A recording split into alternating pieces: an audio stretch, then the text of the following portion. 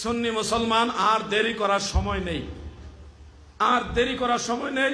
আমি আজকে প্রকাশ্যে বলছি, আমি অধম মুফতি মুহাম্মদ আলাউদ্দিন জিহাদি, বাংলাদেশ আহলে সুন্নাত ওয়াল জামাতের কেন্দ্রীয় পরিষদের সাংগঠনিক সচিবের দায়িত্বে গুলামিতে আছি।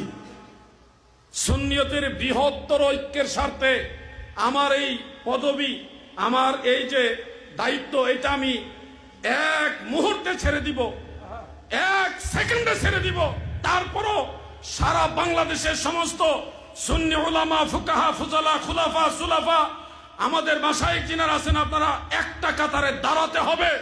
যদি এই সময়ে সুন্নিয়তের দুর্দিনে, এই সময়ে, এই বিপদের সময়ে আপনারা ঐক্যবদ্ধ না হন, আমরা তরুণ প্রজন্ম আপনাদের নেতৃত্ব আর মানব না, মানব না, মানব না। আমরা সুন্নিয়তের বৃহত্তর ঐক্য চাই। বাস আপনারা যদি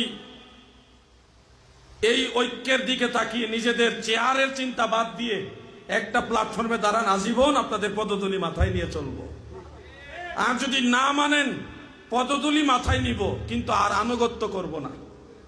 আমরা যুবকরা, তরুণ প্রজন্মের আলেমরা এক হয়ে চলবো, কিন্তু কোনো ওয়াহাবি নজদির দালালি করব না।